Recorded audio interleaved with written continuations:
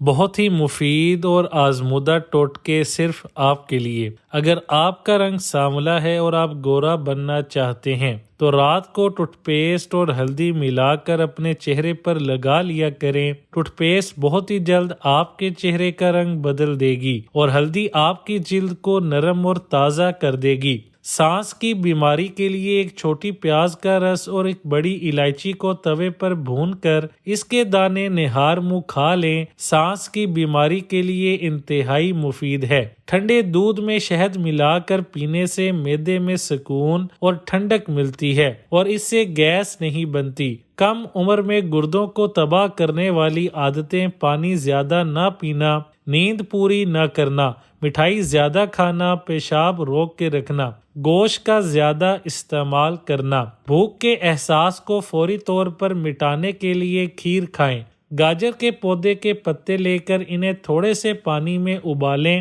اور پھر اس پانی کو پی لیں۔ اس سے آپ کے چہرے کی دلکشی بھی بڑھے گی اور خون بھی صاف ہوگا۔ اگر آپ کے گھر کے دروازوں پر زنگ لگ جائے تو کالا تیل ڈال کر لوہے کے برش سے رگڑیں، زنگ صاف ہو جائے گا۔ مچھر کے کاٹنے سے خارش ہو اور سیاہ نشان بن جائے تو اس پر خشک صابن کی ٹکیاں رگڑ لیں، فوری آرام آ جائے گا۔ اگر کھانا کھاتے وقت زبان کٹ جائے تو جلدی سے کوئی میٹھی چیز کھا لیں، آرام آ جائے گا۔ جو لوگ قبض سے پریشان ہیں وہ بڑا گوشت زیادہ استعمال نہ کریں کیونکہ بڑا گوشت قبض پیدا کرنے کی وجہ بنتا ہے۔ چاول چاہے بریانی کی صورت میں کھایا جائے یا پھر پلاؤ پکا کر استعمال کریں، یہ بھی قبض اور گیس پیدا کرتا ہے۔ اگر آپ قبض کی ادویات کھا رہے ہیں تو اس دوران چاول کا استعمال ہرگز نہ کریں۔ ڈکار روکنے سے جسم کا کپکپانا اور دل کی رفتار میں رکاوٹ پڑتی ہے۔ پانی کے لیے کھدائی وہاں کریں جو پرندے گرمی سے بچنے کے لیے پناہ لیتے ہوں، کیونکہ جہاں پرندے پناہ لیتے ہیں وہاں پانی ہوتا ہے۔ بانجھ عورت کو نہار منہ ٹماٹر بار بار کھلاؤ، 3 ماہ کے اندر حمل ٹھہر جائے گا۔ روز نہار منہ اجوا کھجور عورت دودھ کے ساتھ کھا لے تو چہرہ 80 سال تک 18 سال جیسا جوان رہے گا۔ زیادہ کھانے سے دماغ کی شریانیں سخت ہو جاتی ہیں، جس کے نتیجے میں دماغ کی صلاحیت کو بیماری لاحق ہوتی ہے۔ سالن اور چکنائی کے داغ دور کرنے کے لیے اگر ٹیلکم پاؤڈر ڈال کر رگڑیں تو بھی داغ صاف ہو جائے گا۔ اگر آپ کو نیند زیادہ آتی ہو تو چکنائی والی چیزیں کھانے سے پرہیز کریں۔ اگر پیٹ کی کوئی بھی بیماری ہو تو اپنے گھر میں مسور کی دال کا استعمال زیادہ سے زیادہ کریں۔ چنے کی دال کھانے سے آپ کے خون کی روانی ہمیشہ درست رہتی ہے۔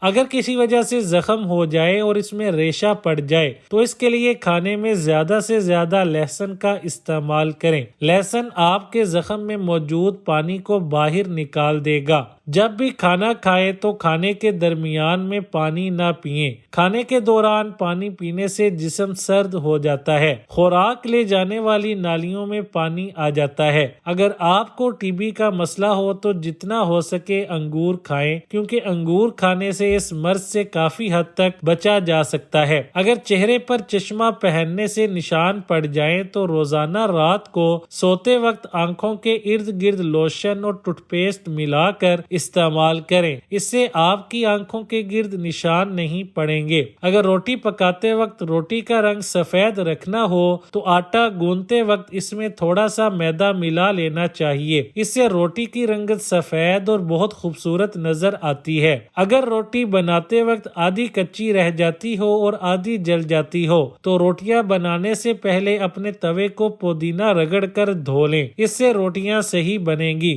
جب بھی بہت زیادہ بخار ہو تو کدو کے ٹکڑے کاٹ کر ماتھے پر ملنے سے بخار کا زور ٹوٹ جاتا ہے۔ سانس کی بیماری والے افراد کو کبھی بھی زیادہ وزن نہیں اٹھانا چاہیے کیونکہ زیادہ وزن اٹھانے سے سیدھا سینے پر اثر ہوتا ہے اور اس سے آپ کو کچھ بھی ہو سکتا ہے۔ صبح سویرے زیادہ گرم روٹی نہیں کھانی چاہیے، ایسا کرنے سے منہ میں بدبو اور پیٹ میں گیس پیدا ہوتی ہے۔ کبھی بھی چائنا ربڑ والی جوتی نہیں پہننی چاہیے، ایسے جوتے پہننے سے آپ کی نظر بھی کمزور ہوتی ہے اور آپ کا قد بڑھنے میں بھی مسئلہ ہو جاتا ہے۔ تھوڑی سی ٹوتھ پیسٹ لے کر اسے دانوں پر لگائیں اور کچھ دیر بعد چہرہ دھو لیں۔ چند مرتبہ کے استعمال سے دانے ختم ہو جائیں گے۔ کھانے کے بعد خشخاش صاف کر کے تھوڑی سی کھا لینے سے قبض، خشکی، معدہ سب ٹھیک ہو جاتا ہے۔ کھانے کا طریقہ، فرمان مصطفیٰ صلی اللہ علیہ وآلہ وسلم نے فرمایا،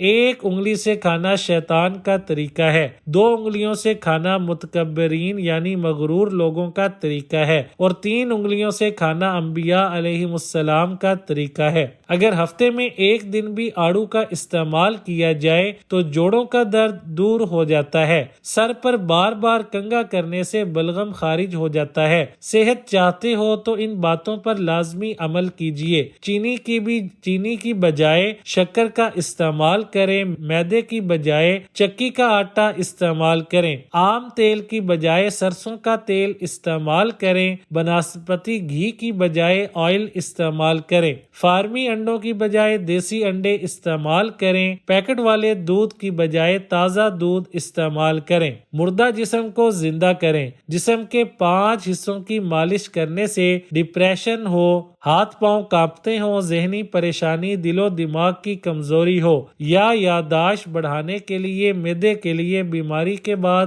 کمزوری دور کرنے کے لیے، ان سب بیماریوں کے لیے یہ ٹوٹکا بہت مفید ہے۔ نمبر 1، دونوں ہاتھوں کی ہتھیلیوں کی مالش کریں۔ نمبر 2، دونوں پاؤں کے تلووں کی مالش کریں۔ نمبر 3، ٹخنوں کے عین پچھلے حصے کی مالش کریں۔ نمبر 4، پنڈلیوں کے اختتام پر جو ایڑی کے اوپر پٹھا کھینچا ہوتا ہے اس کی مالش کریں۔ نمبر 5، کن پٹیوں کی مالش کریں۔